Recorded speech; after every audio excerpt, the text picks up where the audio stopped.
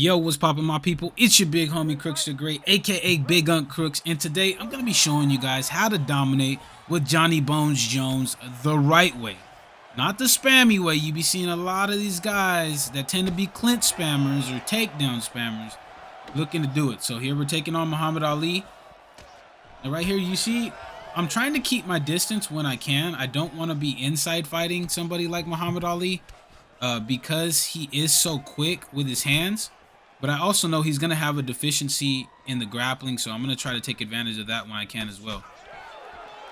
Here, I'm just taking my time, hit him with a nicely timed flying knee, immediately go for the clinch and take him down. That's how you want to set up takedowns without being spammy in UFC 5. Here we got him exactly where we want him at. To get through to his half guard. See, we're punching, trying to jockey for that GA. He did a good job of denying the side control right there, though. Now, when you have your opponent on the ground with Jon Jones, you really just want to take your time. I mean, even if you lose positions like half guard, or you get put in full guard, you really have to understand you have the fight really where you want it to be at. So you don't want to rush anything. And I know I see that a lot amongst newer players, is when they get somebody on the ground, they're immediately trying to cut through the full mount, or they're rushing transitions and they're getting denied, and then they're just draining their stamina down. You really just want to take your time and make your opponent have to work their way up, like this guy just did. There we hit him with a nice side kick to keep the distance. We don't want him playing too much inside the pocket because we are going to be, like I said, at that stat disadvantage in terms of the hand speed and the hand power. We're just staying patient, working that lead body hook. Which surprisingly to me, in previous games, Jon Jones had a level 5 lead body hook because he threw it so much in real life. But in this game, it's only a level 3, so it's a little bit to be desired, but it's still pretty good. I'm just taking my time. Miss right there with the turning side kick to the body. Feinting it. And the whole reason I'm feinting it is because I want him to start trying to sidestep. If he starts trying to minor step off to the side, then it's going to open up that roundhouse kick to the head. So I want you guys to see how cool, calm, and collected I'm playing it here with Jon Jones. And this guy's trying to close the distance with Muhammad Ali, but we're threatening with that knee, so he has to be holding the high block a majority of the time, or else he's going to get blasted with that. And he also has to be aware of that side kick too that's going to hit him if he closes the distance recklessly. Taking our time, and that's the end of the first round. Now, very simple but dominating first round. We didn't get hit with anything big. We controlled the entire round. We really look like Jon Jones does in a lot of his fights in real life. We just dictated the pace to I believe my opponent is Vega in this matchup. But yeah, this is how you want to use him. You want to use your fight IQ, use the skills that Jon Jones has and all the weapons to have dominating rounds like we did in the first round. So here in the second round, we're going to try to go with a little bit of a takedown heavy approach as we get the turning takedown into half guard. And we're right back where we want to be at. Punching, gaining that GA, posturing up, taking that free side control transition because he's not being effective with his stamina. Hitting him with an elbow. Goes with the up transition. Good job right there. We're going to posture back up and go for full mount here. And now this is really, really troublesome. He lets us get the posture up, which he does right there. Hit him with a couple of nice ground and pound shots to the head. Now, what I'm going to be looking to do here when we get into full mount is I'm going to be looking to land ground and pound damage. But if we get a stun, I'm going to be trying to go for that armbar.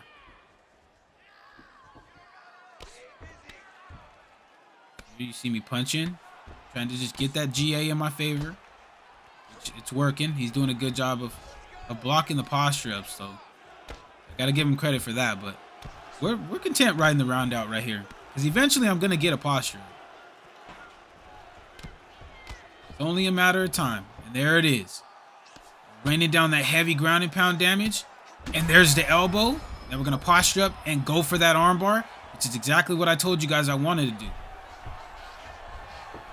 Struggling him down. Well, he transitioned late, and he was able to cause a race. That's clean submission defense. Really, really clean submission defense. He caused a race literally at the right moment. Right as I was going for my armbar, he started to race. Very smart stuff. Nice timing on his part. We almost had exactly what we were looking for, though. That's gonna keep him on his guard when we get back into a grappling scenario. Here you see him taking my time. Nice jumping back kick to the body. Nice teep kick. It seems like he's not willing to block those body shots. So if he's not going to block him, we're just going to keep going to him as we hit him with a beautifully timed 6 to 12 elbow. Look, now we're just picking him apart. He has no idea where we're going with our strikes. And that's what that's how you really use Jon Jones effectively in UFC 5. You got to keep your opponent guessing as to what you're doing. There, we barely miss on the 6 to 12 elbow again. But I see that he's starting to slip off to the side, and he's starting to minor step as well. Could potentially set something up off of that. There's another beautifully timed flying knee, hurts him. Ooh, nice lead hook, drops him right there. Now we're going for the finish. But there's only 7 seconds left, so we're not going to be able to get it. That's the end of the second round.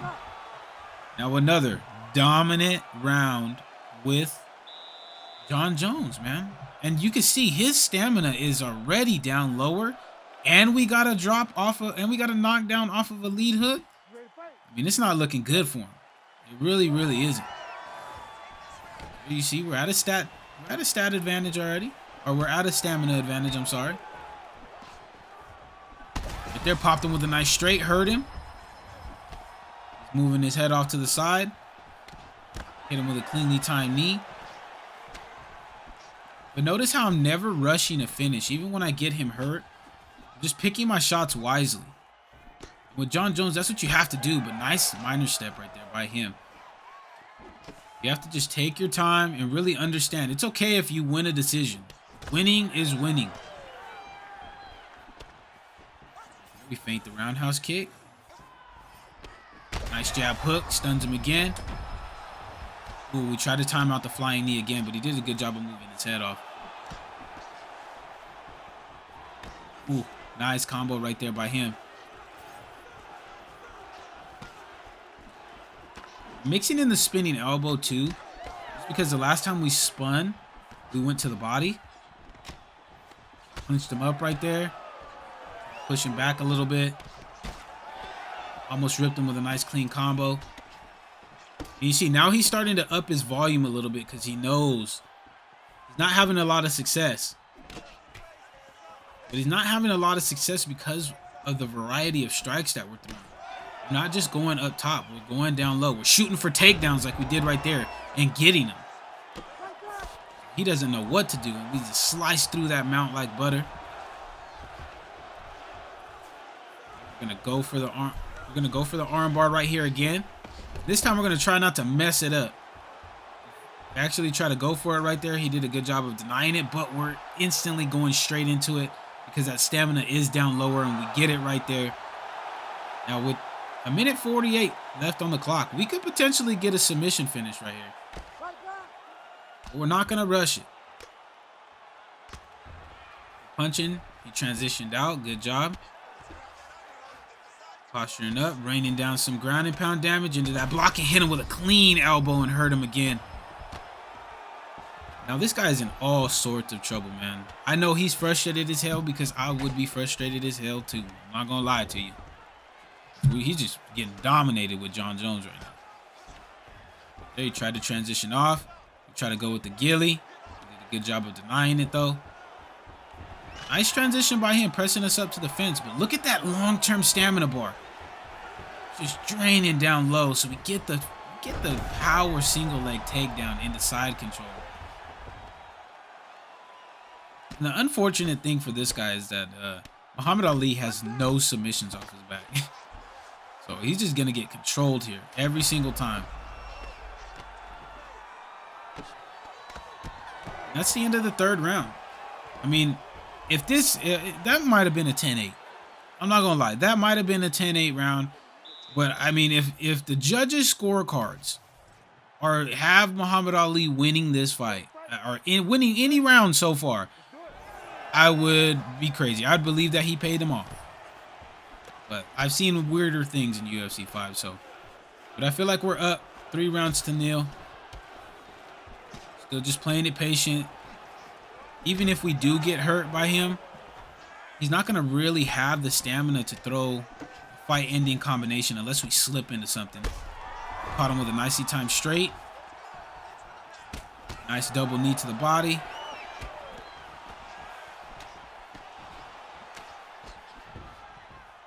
Just taking our time. Nice lead hook, runs, stock. I mean, goodness, man. That flying knee was a thing of beauty in this fight. I'm not going to lie to you guys. It really came in clutch, and it's what got us the knockout victory.